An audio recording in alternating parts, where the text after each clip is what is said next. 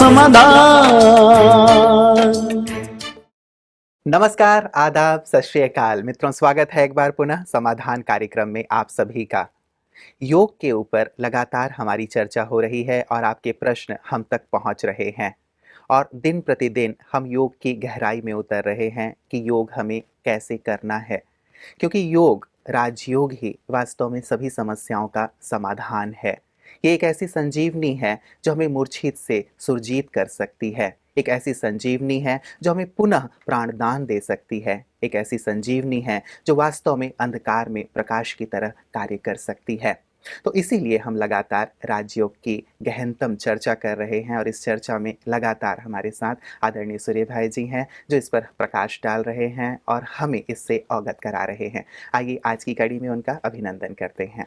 भ्राता जी, आपका बहुत बहुत स्वागत है, अभिनंदन है। कई प्रकार के योग की हमने चर्चा अब तक भ्राता जी की है, चाहे वो भक्ति योग है, बुद्धि योग है, कर्म योग है। दो प्रकार के और योग हमारे एक दर्शक ने हमसे जानना चाहा है। संन्यास योग के बारे में भी बहुत चर्चा है और हठ योग के बारे में भी बहुत चर्चा है। क्या इन योगों के माध्यम से भी हम राजयोग तक पहुंच सकते हैं या ये राजयोग से बिल्कुल अलग हैं? देखिए, पहले हम चर्चा करते हैं हठ योग की जी। उसमें कईयों ने आसन, प्राणायाम और हठ पूर्वक कुछ साधनाएं करना, बात थी दृढ़ता पूर्वक कुछ साधनाएं करना, लेकिन लोगों ने उसे हठ पूर्वक साधनाओं का मार्ग बना दिया। मान लो एक टांग पर खड़े होकर, जल में खड़े होकर, गर्मी में खड़े होकर, चारों ओर आग जलाकर, बीच में बैठकर कुछ साधनाएं करनी है, हठ कर दिया। तो वास्तव में राजयोग तो बिल्कुल सहज योग है। इसमें किसी भी तरह की हठ की जरूरत नहीं, दृढ़ता की जरूरत होती है कि हमें करना है, ताकि हम अलबेले न हो जाएं, हम ठंडे न पड़ जाएं, क्योंकि योग का मार्ग ऐसा है कि मनुष्य उसमें सतत प्रयास करे तब सफल होता है। अगर उसमें बीच में छूट जाता है तो उसकी एकाग्रता नष्ट हो जाती है, फिर उसका योग करने को मन ही नहीं करेगा, उसका ध्यान करने को, साधना करने को मन ही नहीं करेगा। इसलिए हठ पूर्वक नहीं, दृढ़ता पूर्वक। रही बात संन्यास योग की, इसमें लोगों ने शुरू तो यहाँ से हुआ था कि संन्यास करने के बाद ही कोई मनुष्य योग करेगा, लेकिन वास्तव में सत्य ये है कि विकारों का संन्यास करने के उपरांत ही योग साधना संभव है। तो जब हम योग करते हैं, राजयोग का अभ्यास करते हैं, उसको भी हम संन्यास योग कह सकते हैं, क्योंकि उसमें हमें देह के भान का, देह के संबंधियों की मोह ममता का, सांसारिक पदार्थों की इच्छाओं का, भोग विलास का, सभी मनोविकारों का त्याग कर देना पड़ता है। तो इस त्याग को एक तरह से संन्यास भी कहा जा सकता है, लेकिन इसमें न कोई हठ का स्थान है और न कोई घर बार छोड़ने की बात है। घर गृहस्थ में रहते सहज भाव से जीवन जीते हुए कोई भी राजयोग का अभ्यास कर सकता है। मतलब राजयोग में ये दोनों योग समाहित हैं, भाव समझने की आवश्यकता है। मैं थोड़ा सा स्पष्टीकरण दोनों में चाहूँगा भ्राता जी। एक तो हठ योग की जो आपने बात कही, तो हम लगातार देखते आए, सुनते आए, शास्त्रों में भी इस बात का वर्णन है कि कोई ऋषि या सन्यासी एक पैर पे वर्षों तक, हजारों वर्षों की चर्चा है कि वो खड़े रहे और जब ऐसी कोई साधना करता है तभी परमात्मा प्रसन्न होते हैं। तो इस बात पे आप क्या कहेंगे? बिल्कुल, चर्चाएं तो ऐसी हैं, बल्कि कईयों के तो लिए कहा है और वो साल तक उस साधु ने, उस तपस्या मुनि ने की। तपस्या की। हाँ, और तब जाके भगवान खुश हुए। सोचने की बात है, क्या अरब साल तक कोई जिएगा? क्या लिखने वालों को ये पता है कि अरब कितना होता है? 100 करोड़ का एक अरब होता है। क्या इतने समय तक कोई मनुष्य जिएगा? उसके शरीर का क्या हाल होगा? आज 50-60 साल में लोगों के शरीर जर्जर हो जाते हैं, जबकि विज्ञान इतना विकसित है, सब कुछ सुंदर से सुंदर है, खान पान भी अच्छे से अच्छा हो रहा है। तो मैं हमेशा ये कहा करता हूँ कि उस समय अरब का अर्थ कुछ और होगा, आज वाला नहीं। अलग अलग क्षेत्रों में यदि आप भारत के जाएं तो एक ही शब्द के अलग अलग अर्थ देखने में आपको मिलेंगे। जैसे हम हिंदी में नमक को नमक कहते हैं और गुजराती में उसको मीठू कहते हैं। एकदम अर्थ अलग। अभी मीठू ये चीनी की ओर आकर्षित करता है, स्वीट, और नमक साल्ट की ओर। मोटा मोटी बहन, हम किसी को हिंदी में कह दे मोटी बहन, वो गुस्सा करेगी, मैं मोटी बहन। गुजराती में यही शब्द सम्मानजनक है, जी, बड़ी मोटा बहन भाई की, या मोटा मोटा भाई, बहन। मोटी जी। तो शब्दों के अर्थ अलग अलग लैंग्वेज में, एक ही शब्द के अलग अलग अर्थ होते हैं। महाराष्ट्र में आप जाओ तो अलग शब्द होगा, वहाँ ताई किसी को बोलना सम्मान की भाषा है, किसी कन्या को भी ताई बोल सकते जी, हैं वो, मतलब वो दीदी को ताई दीदी को कहते हैं। हाँ। जी। तो और हिंदी में उसका अर्थ दूसरा होता है, बड़ी माँ के रूप में उसको माना जाता है। जी। तो वास्तव में हजारों साल तपस्या की बात नहीं है, तपस्या तो एक बहुत छोटी साधना है, इसमें लाखों साल, हजारों साल की भी आवश्यकता नहीं। अगर मनुष्य इसको यथार्थ रूप से जान ले तो उसको जो कुछ वो चाहता है उसकी सिद्धि सहज ही मिल सकती है। रही बात भगवान के प्रसन्न होने की, है लोगों में ये मान्यता अवश्य रही है कि ऐसी ऐसी कठिन साधना करो, गला काटने के लिए तैयार हो जाओ, खाना छोड़ दो तो भगवान राजी हो ही जाएगा। वास्तव में ये उसे राजी करने की बात नहीं है, उसे विवश करने की बात थी। भाई ये तो भगत मानता नहीं, अब तो मरने को तैयार है, चलो दर्शन दे ही दे देता हूँ। लेकिन वो हमारा परमपिता है, वो प्यार का सागर है, वो भी हमें उतना ही प्यार करता है जितना हम उसे करते हैं, बल्कि उससे कहीं गुना ज्यादा वो हमें प्यार करता है। वो भला प्रसन्न होने के लिए ऐसी साधनाओं की मांग क्यों करेगा? वो तो हमसे प्रसन्न है ही। जरूरत इस चीज की है कि हम अगर उसे देखना चाहते हैं तो उसे देखने के लिए हमारे पास उस ऐसा नेत्र चाहिए, उसे देखने के लिए हमारे पास उसका संपूर्ण ज्ञान चाहिए। जब हमारे पास उसका संपूर्ण ज्ञान हो जाता है और ऐसी दिव्य बुद्धि हमें प्राप्त हो जाती है तो वास्तव में उसके दर्शन करना कठिन नहीं रह जाता। दर्शन तो छोड़ो, उससे हमारा नाता जुड़ जाएगा, वो हमारा पिता है, वो सचमुच पिता हो जाएगा और ये प्रसन्न और अप्रसन्नता की बात समाप्त हो जाएगी। तो मतलब परमात्मा को प्रसन्न करने के लिए जो इस प्रकार की ऐसी कठिन साधना का मार्ग दिखाया गया है, वास्तव में उसकी आवश्यकता नहीं है, सहज रूप से। और वैसे भी यदि सोचा जाए तो कोई भी पिता अपने बच्चे को खुश करने के लिए या उसे दर्शन देने के लिए इतनी ज़्यादा उसमें कठिनाई उसे झिलवाना पड़े तो ऐसा तर्क सम्मत भी नहीं लगता। और अब तो सत्य तो ये है जो हम अपने दर्शकों को बताना चाहते हैं, जो हम सारे संसार को बताना चाहते हैं कि भगवान तो अब प्रसन्न हो चुका है और वो प्रसन्न होकर ही हमारे पास आ गया है, सब कुछ देने आ गया है। अब तो उसकी प्रसन्नता का लाभ उठाने का समय है। चलो समय बीत गया, कोई ने सोचा हो भगवान को प्रसन्न करने के लिए हम अन्न जल का त्याग कर देते हैं, हम ये साधनाएं कर लेते हैं, वो भी की और वो पूरा हो गया। लेकिन अब भगवान स्वयं प्रसन्न होकर हमारे बीच में उपस्थित हुआ है। अब उसकी प्रसन्नता का हम फायदा उठाएं, उससे जुड़ें, उससे अपना नाता जोड़ें और जो हम प्राप्त करना चाहते हैं वो सहज प्राप्त करें। ये सबसे अच्छी बड़ी बात है भ्राता जी आपने कही है, जो सचमुच हम सबको समझने की आवश्यकता है। मैं भी समझता चल रहा हूँ इस चीज़ को कि लगातार हम उन्हें पाने के लिए प्रयत्न करते रहे थे, उसे ढूंढते रहे थे, लेकिन आप बार बार जब ये कहते हैं कि वो अब हमारे बीच हैं, वो अब आ चुके हैं, आवश्यकता है हमें उनसे नाता जोड़ने का और साथ ही उन्हें सब कुछ प्राप्त करने का, तो सचमुच ये बात बहुत दिल को छूती है और लगता है कि सचमुच अब हम जुड़ जाएं उससे और सब कुछ प्राप्त कर लें। मैं बस सभी अपने भक्त प्रेमी, भक्त है ना बहुत सारे, प्रभु प्रेमी भक्त हैं, उन सबको ये कहना चाहता हूँ कि अब तुम्हें कठिन साधनाओं की जरूरत नहीं है।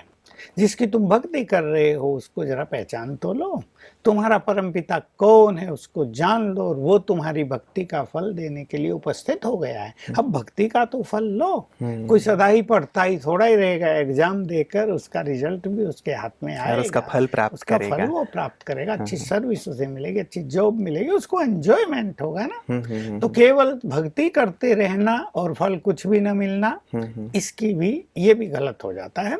भक्ति का फल देने के लिए भगवान आए हैं, हम ये नहीं कहते आते हैं, वो आए हैं और भक्ति का फल दे रहे हैं ज्ञान, और सत्य ज्ञान से हो जाती है सदगति। तो एक तरह से जो लंबा काल सभी ने भक्ति की है उससे सदगति को प्राप्त करने का समय पहुंच गया है। बिल्कुल, तब हम सदगति प्राप्त करें। तो भ्राता जी ये चारों तरफ की अब जो भटकन है, अब सीधा सीधा जो बात समझ पा रहा हूँ कि अब जो हम इतनी तीर्थ यात्राएं करते थे, यहाँ भटकते थे या नाना प्रकार की पूजा पाठ पाठ तप किया करते थे, कठोर कठोर तप किया करते थे। जैसे आपने बताया कि कोई पानी में खड़ा हुआ है, किसी ने अपने आप को जंजीरों से लपेटा हुआ है, किसी ने वस्त्र का त्याग कर दिया है, अन्न का त्याग कर दिया है। तो शायद अब इस प्रकार की कठिन साधना की आवश्यकता नहीं है, अब सहज रूप से उनसे मिला जा सकता है, उनसे सब कुछ प्राप्त किया जा सकता है। भगवान तो मनुष्य को देवता बनाने आता है, वो वस्त्र छुड़वाने नहीं आता। हम्म। वो तो देह जो हमारा वस्त्र है, इसके भान को, इसका जो अभिमान आ गया है, जी। उससे हमें मुक्त वो जो आप करने आता है। शब्दों की बात कह रहे थे भ्राता जी, हाँ। मुझे लगता है शायद इसे समझने में कहीं ना कहीं हम लोगों से गलती हुई है। जो शब्दों का उल्लेख शास्त्रों में भी है, शायद वो किसी और अर्थ को लिए हुए था। जैसे मान लो कोई मराठी लेखक है, आचार्य है, या कोई ऋषि हुआ महाराष्ट्र में, जी। अब उसकी भाषा मराठी थी, उसने ग्रंथ लिखा हिंदी में या संस्कृत में लिखा, और अपनी भाषा का कोई शब्द बीच में आ गया, क्योंकि वो उसकी नेचुरल मदर टंग थी। बिल्कुल। उसके कारण भी कहीं कहीं अर्थों में भेद हो गए हैं। हमें इस बात को ध्यान रखते हुए अब इस सत्य को स्वीकार कर लेना चाहिए कि इन कठिन साधनाओं की जरूरत नहीं। अब भगवान हमें हमारी भक्ति का फल देने उपस्थित हुआ है। हम भक्ति का फल लेकर सद्गति के मार्ग पर चलें और अपने को आनंदित करें। बाकी जो भटकन थी हमारी, हमें अच्छी तरह जान लेना चाहिए, भटकन भगवान ने आकर पूर्ण कर दी है। सत्य ज्ञान जब तक मनुष्य के पास नहीं होता, वो भटकता है। अब उसकी कोई आवश्यकता नहीं है, अब तो फल प्राप्ति का समय है। बिल्कुल, अब ठिकाना जैसे हमें प्राप्त हो गया है। एक चीज़ भ्राता जी और मैं इसमें स्पष्टीकरण चाहूँगा, कई बार कुछ कुछ साधनाएं ऐसी रही हैं कि ये साधना कर लो तो तुम्हें ये प्राप्ति हो जाएगी, ये साधना कर लो ये प्राप्ति हो जाएगी। तो ये करते करते लोगों ने बहुत सारी प्राप्तियां की भी हैं। तो क्या अभी उन साधनाओं की आवश्यकता है या परमात्मा से ही वो सारी सिद्धियां प्राप्त की जा सकती हैं? देखिए, ये भी सत्य था कि अमुक अमुक साधनाएं करने से विभिन्न तरह की सिद्धियां और प्राप्तियां मनुष्य को होती रही। अगर न होती तो भक्ति वो करते इतना ही लंबा ना। समय चलता भी नहीं, क्योंकि भक्ति, अध्यात्म, धर्म इस संसार में किसी सीमा तक तो स्थिर रहता ही है, कायम रहता ही है, और उसकी जरूरत पड़ती है। लेकिन जब भगवान धरती पर आ जाते हैं तो उसके ज्ञान में संपूर्णता होती है, परिपक्वता होती है, और फिर एक एक चीज के लिए एक एक साधना की जरूरत नहीं होती। उसको पाने के बाद, उससे योग युक्त हो जाने के बाद संपूर्ण शक्तियां, संपूर्ण सिद्धियां स्वतः ही हमें प्राप्त हो जाती हैं। इसलिए भिन्न भिन्न तरह की कठिन साधनाओं की आवश्यकता नहीं रह जाती। जो भी हम चाहें प्राप्त कर सकते हैं। जैसे आप पहले भी चर्चा किया करते थे कि आपने भी जो कई प्रकार की, चाहे वो लेखन कला है, चाहे वो गायन कला है, चाहे अन्य कलाएं हैं, आपने राजयोग के माध्यम से ही प्राप्त की। तो यदि किसी भी प्रकार की हम सिद्धि चाहते हैं अपने जीवन में, तो राजयोग वास्तव में संपूर्ण योग है जिसके माध्यम से ये प्राप्त किया जा सकता है। ये बहुत ही सुंदर बात है, आपने रिमाइंड कराई। जी। मनुष्य के अंदर बहुत सारे टैलेंट्स छुपे हुए हैं सबके अंदर। देखो, सबको म्यूजिक प्रिय लगता है। हाँ। और हर व्यक्ति जब म्यूजिक सुनता है और उसे आनंद आता लगता है, नहीं तो उसको इच्छा होती है मैं भी ऐसा कर लूं जरा। वो उस बीज उसके अंदर पड़ा हुआ है। किसी अच्छी पुस्तक को व्यक्ति पढ़ता है, उसे इच्छा होती है मैं भी तो ऐसा लिख सकता हूँ। इसका अर्थ है उसके अंदर लेखन कला विद्यमान है, विकसित करना है केवल। जी। और राजयोग इसका सुंदरतम मार्ग है। इसलिए राजयोग के अभ्यास से हम अपनी सभी कलाओं को विकसित कर सकते हैं, जागृत कर सकते हैं। जीवन के किसी भी फील्ड में हम सफलता का मार्ग प्राप्त कर सकते हैं। तो राजयोग एक संपूर्ण योग है जिसमें संसार के सभी योग समाहित है। भ्राता जी, एक विशेष चीज, अब चूंकि चर्चा निकल पड़ी है, ज्यादातर लोगों की इच्छा होती है कि वो फलानी चीज में मास्टरी कर लें। मान लीजिए कोई गायन के क्षेत्र में मास्टरी करना चाहता है, नृत्य के क्षेत्र में मास्टरी करना चाहता है। तो राजयोग के अभ्यास के माध्यम से यदि कोई किसी फील्ड विशेष में, मान लीजिए कोई पढ़ाई ही कर रहा है, कोई स्टूडेंट इतने मार्क्स लाना चाहता है, कोई फील्ड विशेष में जाना चाहता है, क्या विशेष अभ्यास किया जा सकता है राजयोग का जो हम किसी क्षेत्र विशेष में मास्टरी हासिल कर लें? मैं एक उदाहरण देता हूं। कल ही मेरे पास एक युवक आया जो डांसर है। तो उसकी कुछ समस्याएं थी, वो लेकर आया था। बिल्कुल यंग, 20 साल का होगा, बिल्कुल अच्छा देखने में, अच्छी पर्सनैलिटी। तो कहा कि जब मैं डांस का कोई भी शो करता हूँ उसके बाद पता नहीं मुझे बैड फीलिंग्स होती हैं, कुछ मतलब मजा सा नहीं आता जिंदगी में। तो इसका क्या कारण है? तो एक सुंदर क्वेश्चन था, एक साइकोलॉजिकल एक प्रॉब्लम थी उसके पास कि सबने उसके डांस को एंजॉय किया मैं उसको देख के ही समझ गया कि वो बहुत अच्छा डांसर है। सब ने उसके डांस को एंजॉय किया, लेकिन डांस के बाद उसका एंजॉयमेंट चला गया। तो मैंने उसको कुछ छोटी छोटी चीज़ें सिखा दी। राजयोग की ऐसी विधि हैं जो मनुष्य को अपने कार्यों में भी सफल करती हैं, परफेक्ट कर देती हैं। चाहे कोई भी टैलेंट हो, चाहे किसी के पास गायन विद्या है, मान लो एक व्यक्ति गीत गा रहा है, तो मैं हमेशा ये सिखाता हूँ लोगों को कि गीत गाने से पहले कम से कम 3 बार याद कर लो, मैं मास्टर सर्वशक्तिवान हूँ। इस शब्द से हमारे दर्शक अब परिचित हो गए हैं। सफलता मेरा जन्मसिद्ध अधिकार है, और इससे सफलता की ओर आपके कदम बढ़ेंगे। सफल होने की जो शक्तियां हैं वो कार्यरत हो जाएंगी। और जब आप गाएं, देखिए गायन विद्या ऐसी विद्या है कि मान लो 1000 लोग सामने बैठे हैं, आपको अपने गायन के द्वारा उन्हें झुमा देना है, उनको उसमें लीन कर देना है। तो मैं हमेशा सिंगर्स को ये सिखाता हूँ कि आप बिल्कुल न सोचो कि सामने कौन बैठे हैं, उन्हें कैसा लग रहा है। आप सोचो मैं भगवान के लिए गा रहा हूँ। मैंने उसको भी ये सिखाया, मेरा डांस प्रभु के लिए है।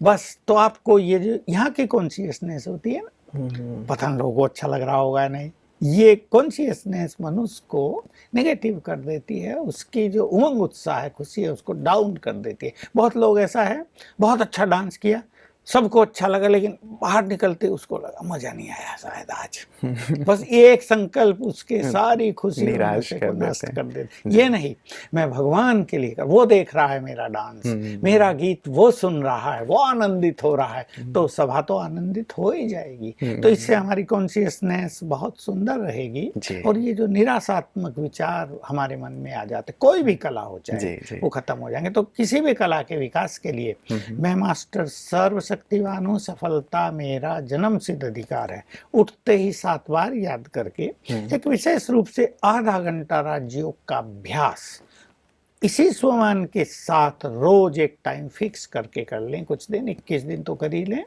ताकि उस फील्ड में, चाहे वो कोई भी फील्ड है, जो भी आने वाली बाधाएं हैं वो नष्ट हो जाएं और सफलता का मार्ग प्रशस्त हो जाए। बिल्कुल। तो भ्राता जी, आधे घंटे जो विशेष योग करें वो, तो क्या जो वो विशेष चाहते हैं, दक्षता चाहते हैं किसी फील्ड विशेष में, क्या उससे भी कुछ फोकस करना पड़ेगा, उससे रिलेटेड कोई संकल्प करने एक पड़ेंगे? बार अपने विजन में ये रखना होगा कि ये मेरा योग अभ्यास इस कार्य की सफलता के लिए है। पहले ये, और फिर योग अभ्यास सीधा करना होगा। चाहे तो मैं आत्मा इस देह की कॉन्शियस से निकलकर परम धाम में सर्वशक्तिवान के पास जा बैठी, उसकी एनर्जी मुझ में समा रही है, या मैं आत्मा इस देह में यहाँ हूँ और सर्वशक्तिवान की शक्तियों की किरणें मुझ पर पड़ रही हैं। दोनों अभ्यास भी कर सकते हैं, कभी वो कभी वो। इससे जो शक्तियां हमें प्राप्त होंगी, परमात्मा शक्तियां, वो हमें सफल कराएगी। तो 21 दिन अगर हम कर लेते हैं तो हमारे ब्रेन में ऐसी ट्यूनिंग हो जाएगी कि कहीं भी हमें असफलता मिलेगी नहीं। हमारे ब्रेन की शक्तियां जागृत रहेंगी और हमें सफलता की ओर ले चलेंगी। अच्छा, मान लीजिए भ्राता जी, ये अभ्यास मैंने किया, अब मैं गायन या फिर कह लीजिए संगीत के क्षेत्र के साथ साथ डांस के क्षेत्र में जाना चाहता हूँ। अब मैं क्या विज़न बनाऊँ? कोई एक एग्जांपल जैसे दे दें तो थोड़ा सा क्लियर हो जाए कि मैं ऐसा योग किया मैंने, अब मैं गायन या फिर नृत्य के क्षेत्र में सफल होना चाहता हूँ। मान लो कोई डांसर ही है, उसने योग किया, योग के बाद एक विजन वो बना ले, जैसे मैं डांस कर रहा हूँ और सारी सभा आनंदित हो उठी है, जैसे सारी सभा भी डांस करने लगी है, एकदम वाह वाह हो गया, पूरी सभा में, वातावरण में आनंद छा गया है। बस ये विजन आधे मिनट के लिए बनाएंगे तो वही होगा।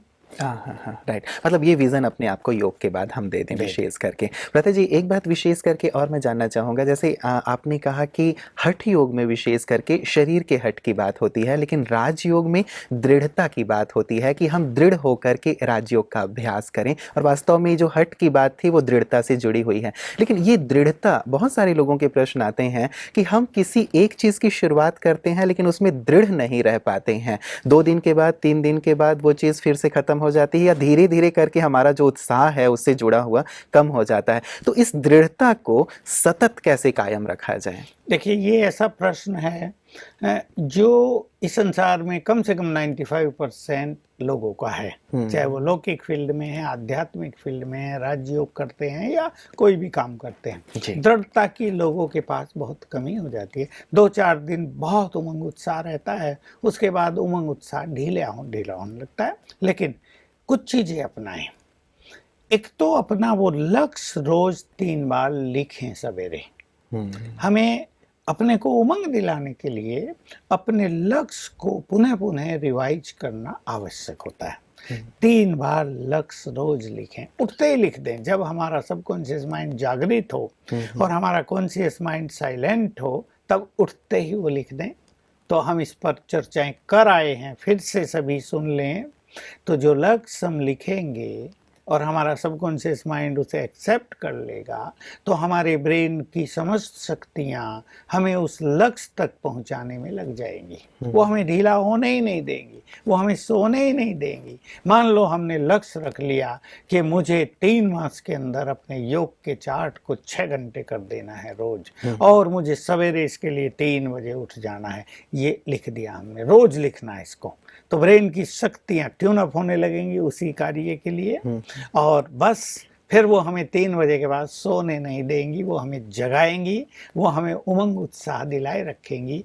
तो लक्ष्य की दृढ़ता, लक्ष्य को पाने की इच्छा हमें दृढ़ रखती है। उस तक हमें पहुंचना है, चाहे उसके लिए हमें कुछ भी त्याग करना पड़े, कुछ भी सुनना पड़े, सहन करना पड़े। ये विधि हमें रोज अपनानी चाहिए। लक्ष्य रखा है उसी को एक लाइन में लिखें और उसी को 3 बार लिखें और इसको रोज रोज लिखते रहें। रोज लिखें, या उसे हम कुछ एक्सप्लेन भी करें कि ये मेरा लक्ष्य है, तो मुझे ये करना है हमने, और फिर हम उसको अपने चिंतन में लाएं कि अब मुझे इस लक्ष्य तक पहुंचना ही है। मुझे इस लक्ष्य तक पहुंचने में कोई बाधा रोकेगी नहीं। मैं पहुंचा कि पहुंचा, इस लक्ष्य को मुझे अवश्य प्राप्त करना है। तो चिंतन करेंगे। इसके लिए बहुत आवश्यक होता है, किसी भी फील्ड के लिए मनुष्य थोड़ा सा एकांत ले, अपने से बातें करे, चाहे 15 मिनट ही क्यों ना हो, चाहे अपने कमरे में हो।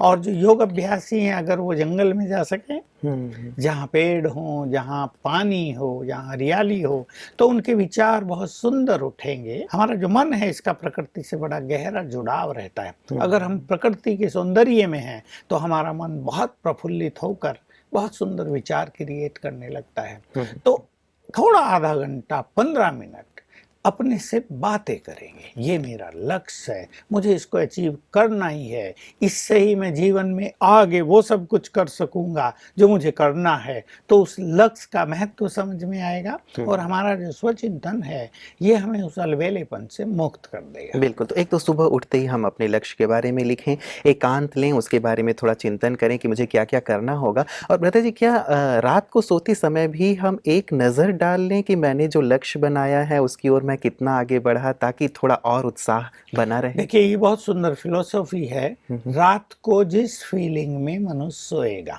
जिन विचारों में सोएगा, वही विचार उठते ही फिर से आ जाएंगे मन में जी। वही फीलिंग फिर से आ जाएगी।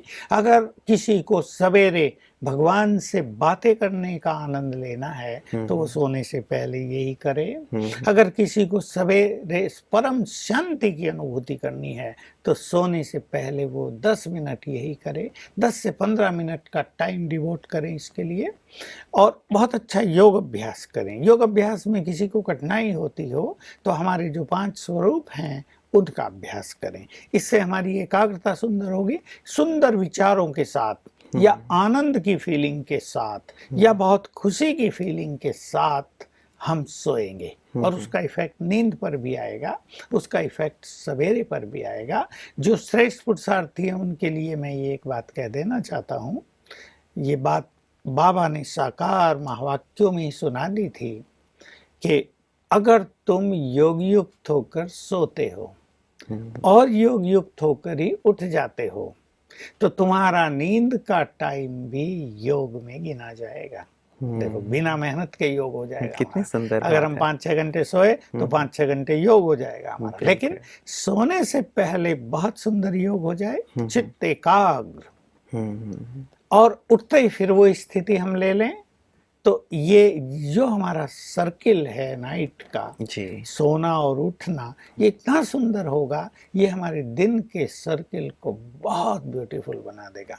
ये सभी को ध्यान देना चाहिए। आजकल फैशन हो गया टीवी सुनते हुए, गपशप करते हुए, कोई पॉलिटिक्स की चर्चा करते हुए सो जाते हैं, फिर सवेरे उठेंगे कहेंगे योग तो लगता नहीं, नींद आ रही है, व्यर्थ संकल्प बहुत चल रहे हैं। तो वो तो चलेंगे ही, क्योंकि हमने रात को सोने से पहले सबकॉन्शियस माइंड को अच्छी खुराक नहीं दी। जी, जी। बहुत गहरी बात आपने कह दी है भ्राता जी, और मैं चाहूँगा कि थोड़ा-सा प्रकाश ज़रूर इस पे चाहिए, क्योंकि अब तक हम लोग जीते-जागते सोच रहे थे कि योग करेंगे, लेकिन आपने एक चर्चा छेड़ दी कि सोते समय को भी योग युक्त किया जा सकता है। विशेष में इस चर्चा को तो लूँगा ही भ्राता जी, लेकिन एक चीज़ बस, जहाँ चूँकि समय इजाज़त नहीं दे रहा है, आप विशेष करके सोते समय आजकल क्या अभ्यास करके सोते हैं, ताकि आप भी रात में पूरी तरह से उसी योग का आनंद ले पाते हैं और सुबह भी उठते हैं तो योग का आनंद लेते मैंने हैं? भी अपने पास कुछ सुंदर संकल्प रखे हुए हैं जो मुझे बहुत अच्छी तरह याद रहने लगे हैं, क्योंकि लंबे अभ्यास के बाद वो चीज़ नेचुरल हो जाती है, चाहे नींद भी आ रही हो।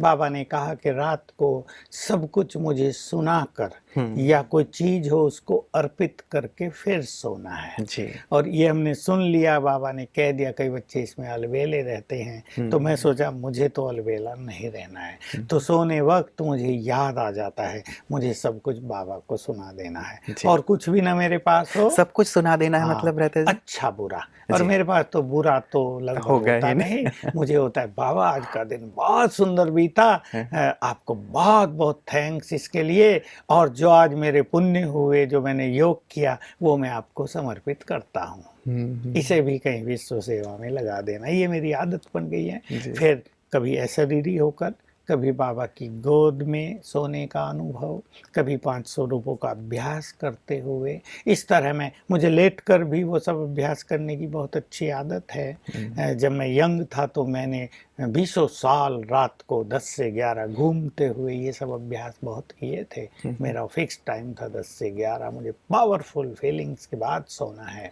तो उसकी आदत पड़ी हुई है, रात को इस तरह अभ्यास करके सो जाना। बहुत सुंदर भ्राता जी। चलिए, मैं चाहूँगा कि इस चर्चा को मैं आपके साथ आगे भी ज़रूर बढ़ाऊँगा। हमारे दर्शक भी आज से ऐसे सुंदर अभ्यास करते हुए सोएंगे, मुझे ऐसी उम्मीद है। आज की सुंदर चर्चाओं के लिए आपका बहुत बहुत शुक्रिया। मित्रों, अब तक सचमुच एक नई बात जो मैं भी भ्राता जी के साथ शेयर कर रहा था, कि नई ही बात है कि हम जाग रहे हैं तब तो हम मेडिटेशन करते हैं, योग की बात करते हैं, लेकिन जब हम सोएं तब भी ऐसी स्थिति में सो सकते हैं कि पूरी रात हम योग युक्त रहें, परमात्मा की याद में रहें, उनकी किरणों को महसूस कर सकें, उनके आशीष को महसूस कर सकें। ये सचमुच बहुत बड़ी बात है, और इसके बारे में भी हमें ज़रूर जानना ही चाहिए। मुझे एक सुंदर बात याद आ गई कि जब अर्जुन ने जयद्रथ का वध करने का संकल्प लिया था कि कल सूर्यास्त से पहले पहले यदि मैंने तुम्हारा वध नहीं किया तो मैं चिता पे चढ़ जाऊंगा।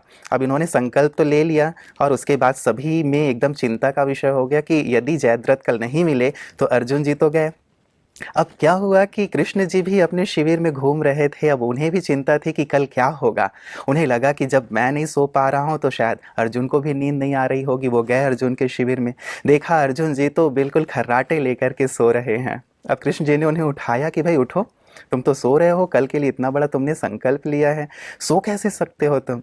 तो उन्होंने, अर्जुन ने बहुत अच्छी बात कही कि जिसकी चिंता स्वयं भगवान कर रहे हों उसे फिर और कैसी चिंता, तब तो मैं निश्चिंत होकर सोऊंगा ही सोऊंगा ना।